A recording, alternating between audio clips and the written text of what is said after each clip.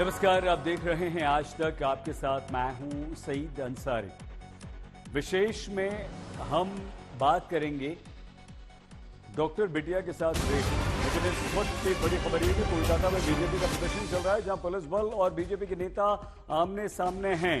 तो कोलकाता में इस बीजेपी के प्रदर्शन को लेकर पुलिस ने वहां पर इन्हें रोक दिया है और दोनों आमने सामने हैं। बीजेपी के नेता, कार्यकर्ता और पुलिस आमने सामने। पुलिस समझाने का प्रयास कर रही है, बैरिकेडिंग है। देखिए दोनों आमने सामने, सुनिए।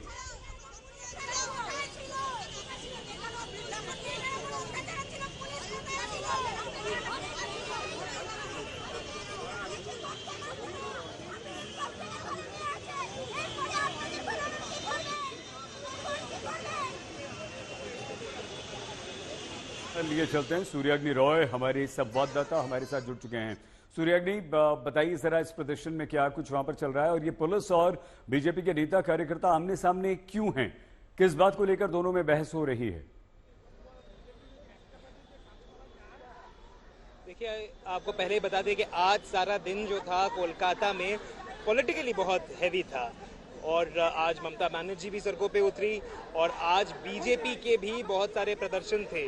हालांकि उन्होंने उनकी जो मांग थी कि उनको धरना करने दिया जाए, उसका परमिशन उनको नहीं मिला और उसी के बाद हमने सुबह भी देखा था कैसे बीजेपी के नेताओं को डिटेन कर लिया गया और उसके बाद उनका जो प्रोग्राम था, यानी कि महिला मोर्चा, बीजेपी के महिला मोर्चाओं का जो प्रोग्राम था कि यहाँ से कोलकाता के एक्साइड मोड़ से, जो बहुत ही एक प्रसिद्ध जगह है, प्राण केंद्र है कोलकाता का, यहाँ से सीधा जाके ममता बनर्जी के घर जाएंगे और लेकिन उनको यहीं पे ही रोक लिया गया। पहले एक लॉट को थोड़े आगे रोका गया, दूसरे लॉट को यहीं पे रोका गया और उनका प्रदर्शन जो है वो अभी भी चल रहा है। देखिए, हाथ में मोमबत्ती लेके, पीछे भाजपा का फ्लैग और एक काला स्कार्फ, एक काला पट्टी पहन के ये लोग, महिलाएं जो हैं, बहुत सारे बीजेपी के नेतृगण जो हैं वो यहाँ पे प्रोटेस्ट कर रहे हैं। देबश्री चौधरी जो मंत्री भी रह चुकी हैं नरेंद्र मोदी के सरकार में, वो भी यहाँ पे प्रदर्शन जो है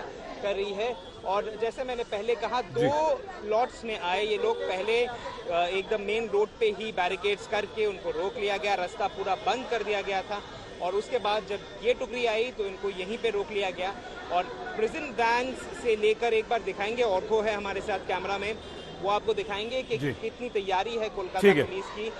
सिर्फ सूर्याग्नि, आप ये तस्वीरें दिखाते रहिए, हम लगातार आपसे बात करते रहेंगे। सूर्याग्नि रॉय हमारे संवाददाता लगातार हमारे साथ बने रहेंगे। लेकिन स्नेहा मोरदानी हमारी संवाददाता, हमारी साथी इस समय हमारे साथ हैं, जो कोलकाता के आरजी कर हॉस्पिटल के चप्पे चप्पे पर गई हैं। वहां से वो लगातार रिपोर्ट हमें भेज रही हैं।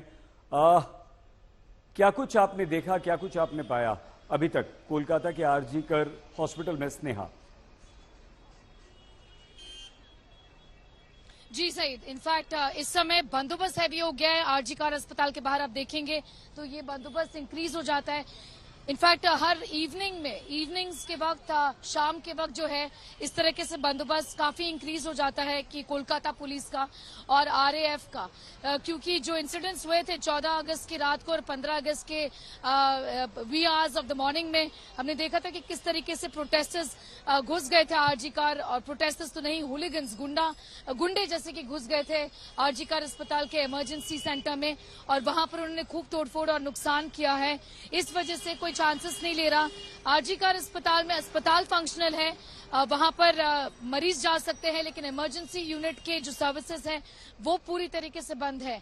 कोलकाता के सड़कों में आप देखेंगे इस तरीके से कई सारे बड़े छोटे प्रोटेस्टर्स अचानक से आ जाते हैं। अभी यहाँ पर हमने देखा कि कुछ लोग इकट्ठा हो गए थे, कुछ औरतें इकट्ठा हो गई थी। ऑर्गेनाइज प्रोटेस्ट है, नॉन ऑर्गेनाइज प्रोटेस्ट है, लेकिन जो कि कलकत्ता की सड़कों में कई सारे लोग हैं जो डॉक्टर्स नहीं है लेकिन प्रोटेस्ट कर। मैं अंदर ले चलूंगी आपको अस्पताल के, ये अस्पताल है जहां पर हम जा रहे हैं इस समय।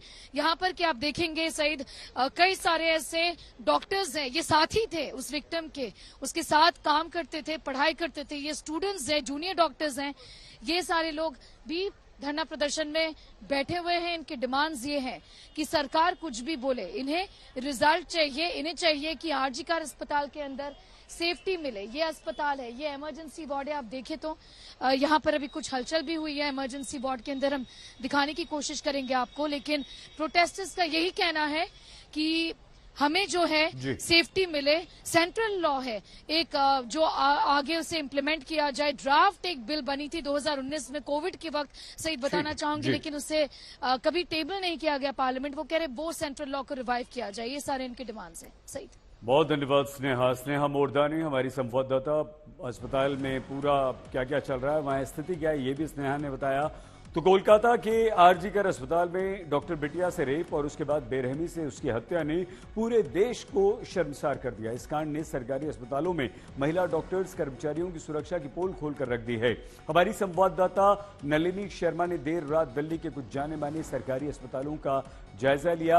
आप हैरान रह जाएंगे। राजधानी के नामी अस्पताल सफदरजंग अस्पताल और बेहद मशहूर राम मनोहर लोहिया अस्पताल जैसे बड़े अस्पतालों में बद इंतजामी की डर्टी पिक्चर नलिनी ने देखी। अधिकतर वॉशरूम इतनी गंदी स्थिति में मिले कि वहां जाना मुश्किल था। कहीं फ्लश खराब था, कहीं पानी की कमी थी। महिला डॉक्टर्स के लिए कोई रेस्ट रूम तक यहां दोनों हॉस्पिटल्स में नहीं था। अक्सर 24 से 36 घंटे तक ड्यूटी करने वाली डॉक्टर्स की सुरक्षा इन दोनों बड़े सरकारी अस्पतालों में राम भरोसे नजर आई।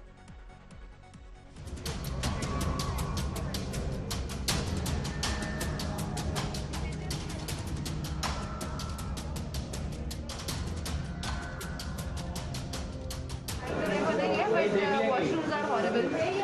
आप नीचे जाके देख सकते हो, फ्लश काम नहीं करता है। There is no separate area for female doctors. मतलब जो डॉक्टर्स के लिए डॉक्टर कोई सेपरेट एरिया नहीं है, बट जो ऊपर डॉक्टर्स राउंड है उसमें गार्ड बैठा रहता है सामने। एंट्री होती है आपको नजर आता है, but there is no separate area for women as such. Practically something 2 दिन का प्रोटेस्ट है ना, और यहाँ भी 2 दिन में वो छुट्टी वगैरह बोल देंगे, यार ठीक है हो गया, बाकी फिर वही फैक्ट्री। हाँ फैक्ट्री तो फालतू में मतलब नहीं है। हमारी तो लगी रही है ड्यूटी 24 आवर्स ICU मतलब 24 ICU में रुकना ही पड़ता है ना। एक DDR होता है अंदर, एक बेड होता है उसमें 2-3 SR होता है, 2 JR होता है। जैसे सिर्फ 1.5 घंटे आराम से।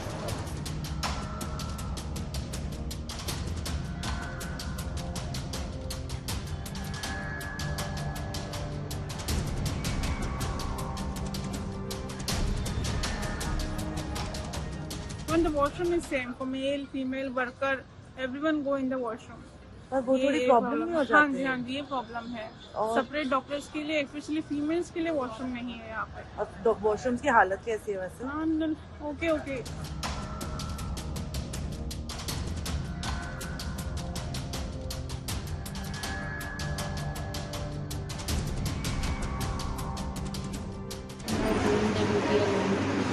कोई ना कोई इंसिडेंट होता है, कोई ना कोई चिल्ला के चले जाता है।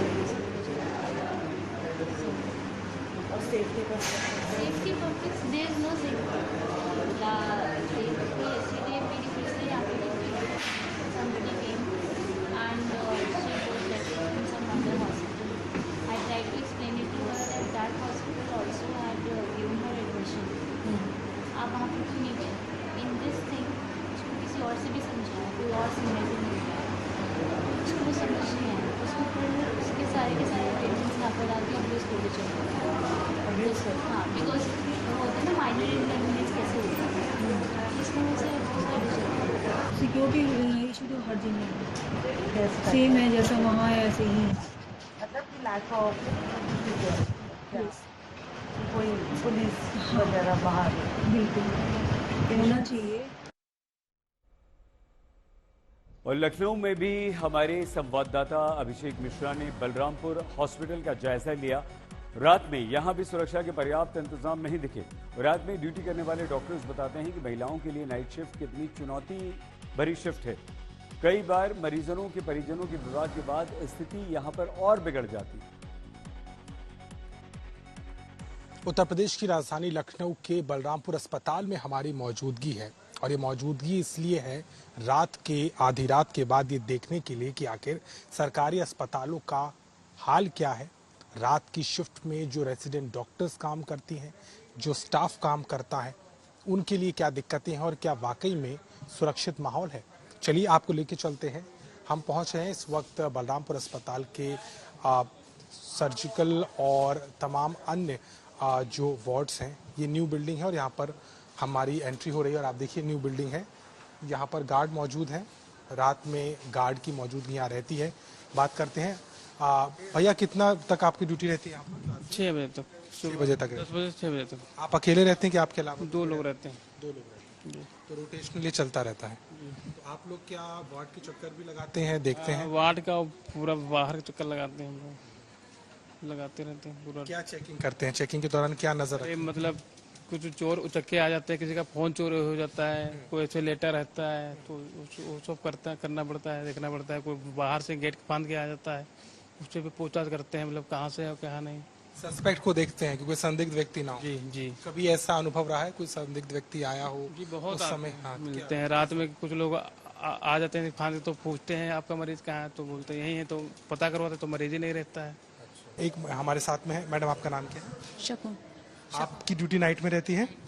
अक्सर नाइट ड्यूटी करते हैं कि कभी कभी? हम लोगों की 5 दिन 1 हफ्ते की ड्यूटी नाइट लगती है। रात में क्या कभी आपको डर लगता है? कभी माहौल ऐसा होता है कि आपको लगे कि कोई आदमी घुस रहा है, या यहाँ पर पूरा मौजूदगी रहती है? नहीं, ऐसा नहीं लगता है, ऐसा नहीं लगता है, क्योंकि पीछे बाहर गार्ड लोग रहते हैं ना, पूरी सेफ्टी से बंद रहता है। ये यहाँ पर आप देखिए, ये यहाँ पर ऑन ड्यूटी जो नर्स और ऑन ड्यूटी जो स्टाफ है वो मौजूद है। ये एक सेपरेट कमरा है जो कि लगा हुआ है पेशेंट्स के रूम से ही। मैडम आपका नाम बताइए। नीलम। नीलम जी, ये बताइए कि हम लोग जानना चाहते हैं कि चूंकि आप रेसिडेंट हैं, आप रात में यहाँ पर रहते हैं और भी फीमेल स्टाफ रहता है, क्या बेसिक कंसर्न्स रहते हैं आप लोगों को? लगता है कि आप सुरक्षित लगता है या कुछ दिक्कतें होती हैं? कोई अनुभव आपका हो तो जानना चाहिए। किस तरीके का रात में माहौल रहता है जब आप लोग ड्यूटी करते हैं? अभी तक तो हम लोग सब सेफ्टी के में ही हैं, क्योंकि गार्ड्स रहते हैं हमारे यहाँ पर और प्रॉपर नर्सिंग स्टाफ है, हमारी सुपरिटेंडेंट रहती है नाइट सुपर में। बाकी कोई ऐसी दिक्कत आती नहीं है हम लोग को। आप कितने समय से यहाँ पर काम कर रहे हैं? हम 6 साल से। 6 साल से कर रहे हैं। नाइट शिफ्ट भी किया है? जी जी बिल्कुल, नाइट शिफ्ट भी किया। में ज्यादा कंफर्टेबल रहते हैं या दिन की शिफ्ट में ज्यादा कंफर्टेबल रहते हैं? वो तो दिन का ज़्यादा कंफर्टेबल रहता है, रात का 12 घंटे की ड्यूटी रहती है तो थोड़ा रहता है ये टफ। तो आप जब आते हैं तो कभी अस्पताल आते हैं, चूंकि आज तो थोड़ा बहुत ठीक है, लेकिन कभी सन्नाटा रहता है, डर लगता है कुछ इस तरीके? नहीं, ऐसा कुछ नहीं लगा। नहीं। विशेष में आज के लिए बस इतना ही। आप प्लीज अपना बहुत ख्याल रखिएगा। देखते रहिए आज तक।